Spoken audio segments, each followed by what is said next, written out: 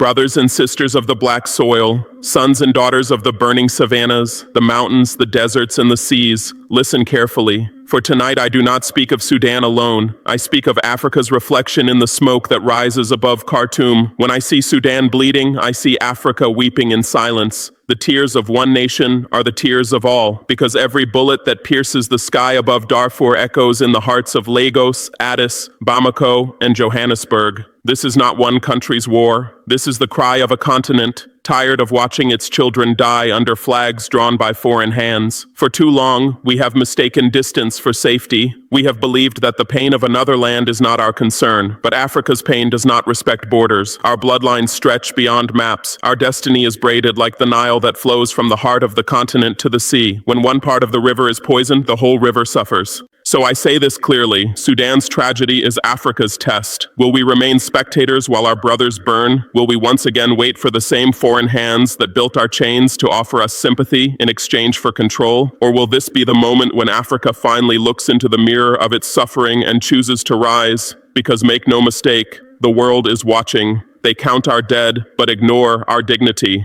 They speak of peace while they sell the weapons that tear our nations apart. They send us condolences by day and contracts by night. They fund our wounds to ensure we never heal. But this time, we must break the cycle. Sudan's fire must not consume us. It must awaken us. Every scream from its villages must become a call for unity, not despair. When I look at Sudan, I do not see chaos. I see a warning written in flame, a warning that every African leader should read before it's too late. We have built our houses too close to the old empire's shadow. We have mistaken their applause for friendship, their loans for love, their advice for salvation. But Sudan shows us what happens when the price of obedience becomes higher than the cost of freedom.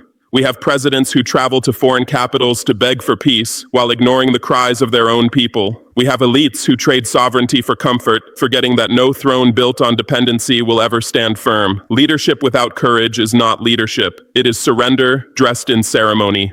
And to those who still fear isolation more than dishonor, I say, the chains you polish will one day bind your children. History will not remember your titles, it will remember your silence. But I have faith. Faith in the ordinary hearts of Africa that refuse to surrender. Faith in the women who walk miles through the dust of Darfur, carrying water and hope. Faith in the youth who raise their voices online and in the streets, saying, enough. Faith in the farmers who plant seeds even when bombs fall nearby. They are the real leaders of this continent. They are the ones who prove that Africa is not dead, only waking, because Africa's greatest weapon has never been its armies or its minerals. It is its spirit, the unbreakable will to rise again no matter how many times it has been pushed down. Sudan is the mirror of that spirit. It shows us both our wounds and our strength.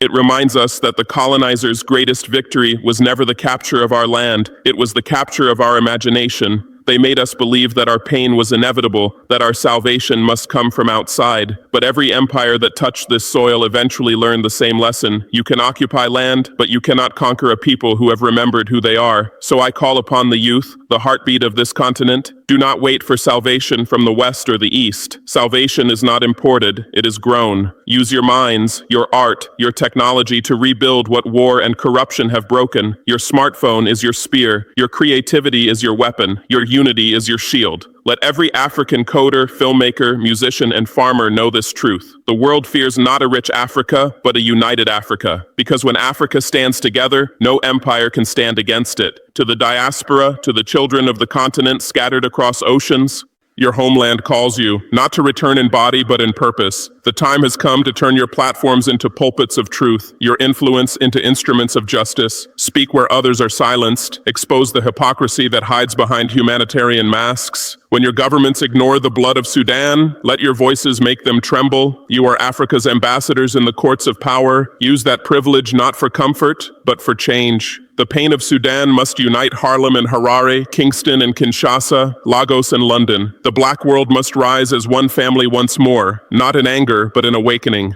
Because our chains were forged together, our freedom must be forged the same way. I do not speak to stir hatred, I speak to awaken responsibility, because Africa's problem is not weakness, it is fragmentation. We have been divided by borders we did not draw, by ideologies we did not invent, by debts we did not create. Every time one African nation collapses, the rest pretend it is a local issue. But there are no local issues in a globalized continent. When Mali is sanctioned, Burkina feels the chill. When Sudan burns, the smoke reaches all of us. We must therefore build new systems, African systems, banks that lend without bondage, media that speaks our truth, defense alliances that protect our people instead of pleasing foreign powers. Because aid without dignity is slavery reborn. Peace without justice is a pause before the next storm. And sovereignty without self-reliance is an illusion. The solution is not charity, it is cooperation. Let the nations of Africa trade in solidarity, not subservience. Let our universities exchange knowledge, our farmers share seed, our inventors share blueprints. Let us build an African internet, an African payment system, an African defense pact. This is how we end dependency, not by asking permission, but by building our own table. To my fellow leaders across the continent, I say this with no diplomacy, only truth. Your silence is your legacy. Do not wait for the UN to tell you what your conscience already knows. When your neighbor's house burns, you do not call New York for instructions. You bring water. Let African convoys bring food and medicine to Sudan, not foreign drones dropping fire. Let our soldiers defend Africans, not foreign interests. Let our borders be lines of protection, not division. The mothers of Africa have buried enough sons. The soil has drunk enough tears. It is time for the sons of this continent to rise not as mercenaries, but as guardians of one destiny. And yet, amid all the tragedy, Sudan gives us something powerful, clarity. It strips away the illusion of safety and shows us the truth, that our survival depends not on charity, but on unity.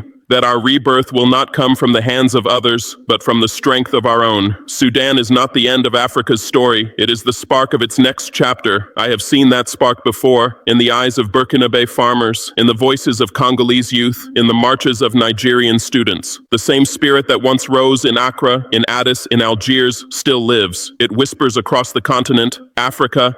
So tonight, let us make a promise, not to the world, but to ourselves. Let Sudan be the last African war we watch in silence. Let its ashes become the soil from which our unity grows. Let this generation be the one that breaks the curse of dependence and builds a continent that no longer begs to exist. Because Africa's story does not end in tragedy, it ends in triumph. The same soil that once grew chains will now grow empires of purpose.